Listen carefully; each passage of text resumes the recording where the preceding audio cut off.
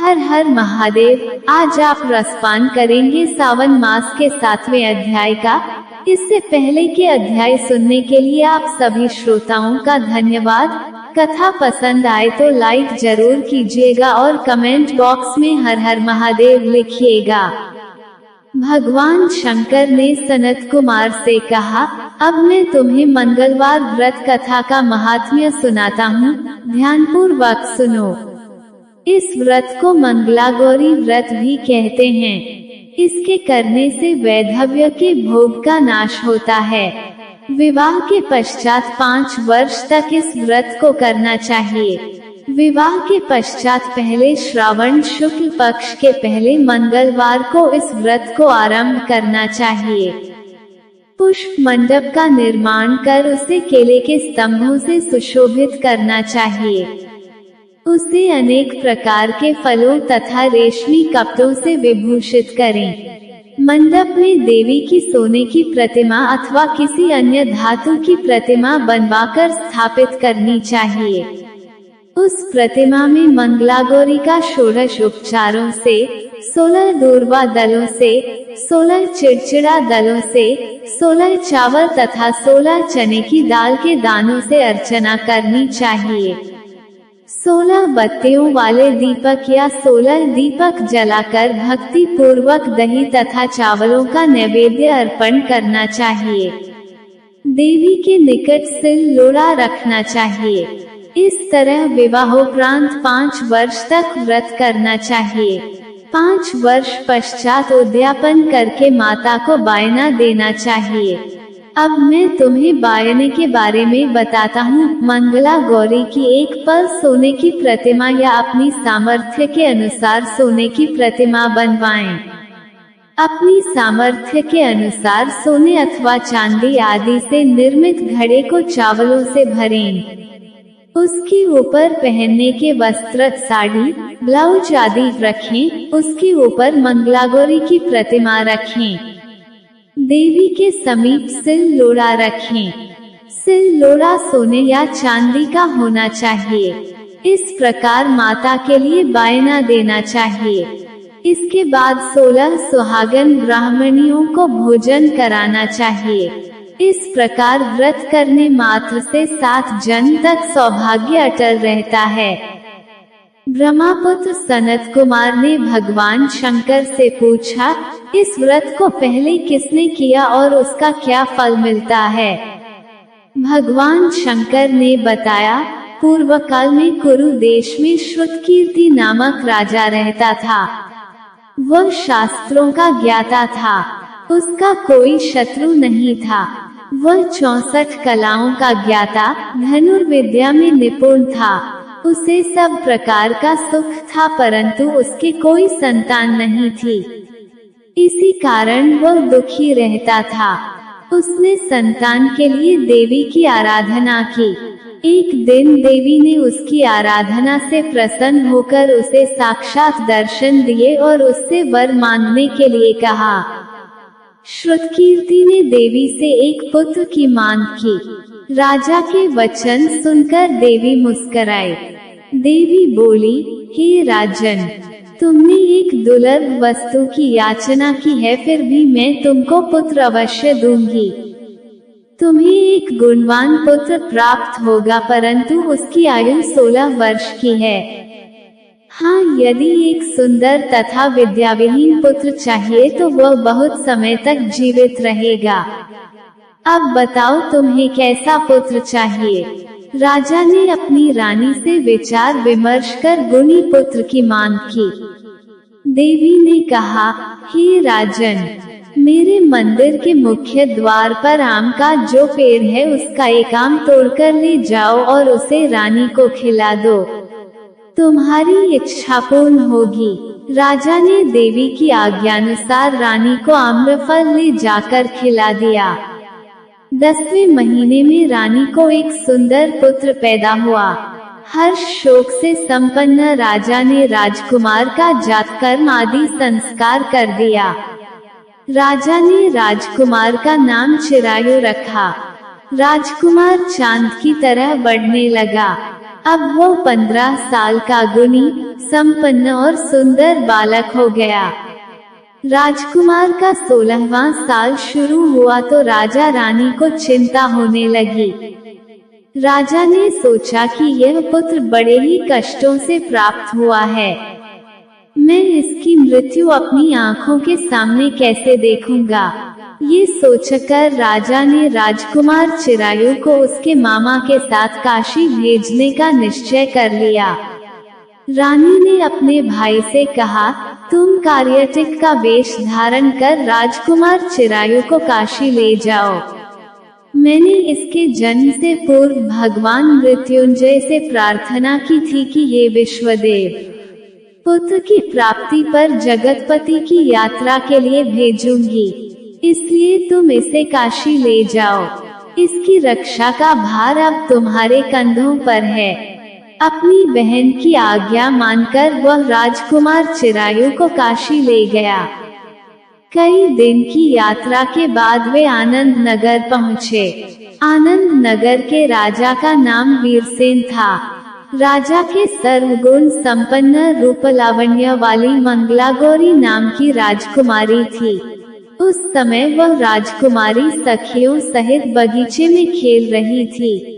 उसी समय वहां चिरायु और उसका मामा वहां पहुँचे। वे दोनों बालिकाओं की क्रीड़ा देखने के लिए वहां रुक गए। राजकुमारी की सहेलियों में से एक सहेली ने क्रोध में भरकर राजकुमार चिरायु को रंडा कहा। राजकुमारी ने अपनी सहेली से कहा, हे सखी, तुम दुर्वचन क्यों बोल रही हो? मेरे साथ अयोग्य वाणी बोलने वाली कोई भी नहीं है। देखो, मंगलागौरी के प्रसाद एवं मंगलागौरी व्रत के प्रभाव से मेरे हाथ से जिसके माथे पर चावल गिर जाएं, उसके साथ मेरा विवाह हो जाने पर यदि वह अल्पायु वाला है तो भी चिरायु हो जाएगा। इसके बाद सब बालिकाएं अपने अपने घरों को लौट गईं। राजकुमारी भी राजमहल में चली गई। उस दिन राजकुमारी मंगलागौरी का विवाह बालिक देश के राजा दृढ़ धर्म के पुत्र सुकेतु के साथ होने वाला था, परंतु सुकेतु मूर्ख, कुरूप और बहरा था। इस बात का पता राजा वीरसेन को नहीं था, अतः वर पक्ष वालों ने विवाह मंडप में एक अन्य अच्छा वर ले जाने का निश्चय किया।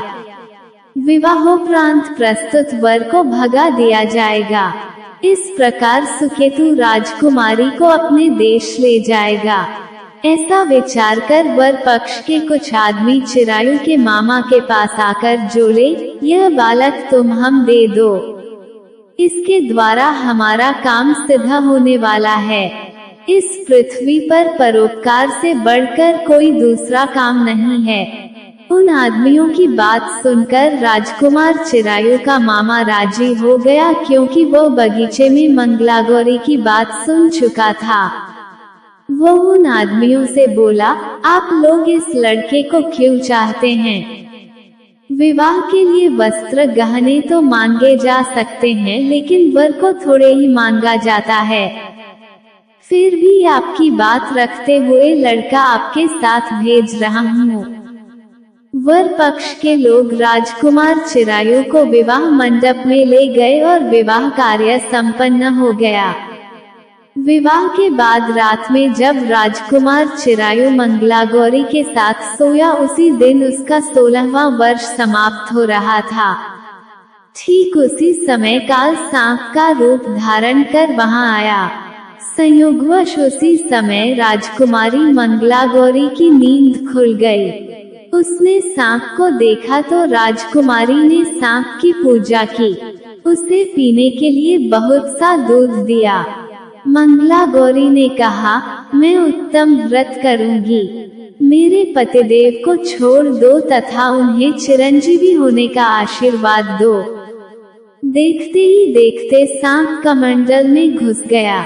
राजकुमारी ने अपनी चोली से कमंडल का मुख बंद कर दिया। उसी समय राजकुमार चिरायु अपने शरीर के अंगों को ऐंठते हुए उठ बैठा। उसने राजकुमारी से कहा, मुझे बहुत भूख लगी है, राजकुमारी ने माता के समीप जाकर लड्डू आदि लाकर राजकुमार को खाने के लिए दिए। राजकुमार ने प्रसन्नता से लड्डू खाए। हाथों को धोते समय उसके हाथ से अंगूठी गिर गई। वह पान खाकर फिर सो गया। राजकुमारी कमंडल में बंद सर्प को बाहर फेंकने गई, लेकिन विधि के विधान से बाहर जाने पर चमकते हार की कांति देख वह चकित रह गई। उसने हार को अपने गले में पहन लिया। कुछ रात शेष रहने पर चिरायु का मामा उसे ले गया। चिरायु के जाने के बाद वर पक्ष के लोग सुकेतु को ले आए। मंगला गौरी ने सुकेतु को देखा तो वह बोली, यह मेरा पति नहीं है। सभी बाराती कहने लगे, हे शुभे, ये तुम क्या कह रही हो? यदि कोई पहचान हो तो बताओ। इस पर मंगला गौरी ने कहा, रात को मेरे पति ने मुझे जो जड़ाऊ हार दिया है, उस हार के रत्नों की सुंदरता के बारे में ये बतावें। रात्रि में आम्रसेचन के समय मेरे पतिदेव का केशरयुक्त पैर मेरी जांघ में लगा हुआ है। उसे देखकर सब लोग बताएं कि यह पैर का निशान किसका है। रात्रि के समय जो बातचीत हम दोनों के बीच हुई थी तथा जो भोजन करा था उसके बारे में ये बताएं। सुकेतु मंगला गौरी के एक भी प्रश्न का उत्तर न दे सका। इस पर कन्या पक्ष वालों ने बारात को बिना दुल्हन के वापस भेज दिया। मंगला गौरी के पिता महाराजा वीरसेन ने एक महान यज्ञ कराया। उसे ये भी पता चल गया कि वर पक्ष वालों ने अपने कुरूप राजकुमार के स्थान पर किसी अन्य सुंदर युवक को विवाह के मंडप में ले आए थे और उस अनजान युवक के साथ मंगला गौरी का विवाह हुआ था। अब मंगला गौरी राजमहल के बरामदे में एक चिक्की ओछ में बैठ गई और आते जाते प्रत्येक व्यक्ति को देखने लगी। इधर चिरायु भी वहां के हाल चाल जानने की इच्छा से अपने मामा के साथ उधर आया। जैसे ही चिरायु महल के आगे से गुजरा तो मंगला गौरी ने उसे पहचान लिया। वह अपने पिता राजा वीरसेन से बोली, यह आदमी जो अभी अभी गया है यही मेरा पति है। राजा ने दोनों मामा भांजे का बुलाया। मंगला गौरी की बताई हुई निशानियां चिरायु में मौजूद थी। राजा ने विवाहोत्सव के वस्त्रभूषण आदि अश्व, गज, रथ तथा बहुत सी चीजें देकर मंगला गौरी को विदा किया। मामा अपने भांजे चिरायु को तथा मंगला गौरी को लेकर अपनी बहन के यहाँ चल दिया। जब चिरायु के माता पिता ने उसके आने का समाचार सुना तो उसे विश्वास ही नहीं हुआ, क्योंकि भाग्य विपरीत कैसे हो सकता है। इसी बीच चिरायु अपने माता पिता के पास पहुंच गया और उनके चरण स्पर्श किए। पुत्र वधू को सास ने अपनी गोदी में बैठाकर सब बातें पूछी। मंगला गौरी ने उसको व्रत महात्म्य तथा पिछला समस्त घटनाक्रम बतलाया। मंगला गौरी के कारण ही तभी से यह व्रत मंगला गौरी के नाम से प्रसिद्ध हुआ।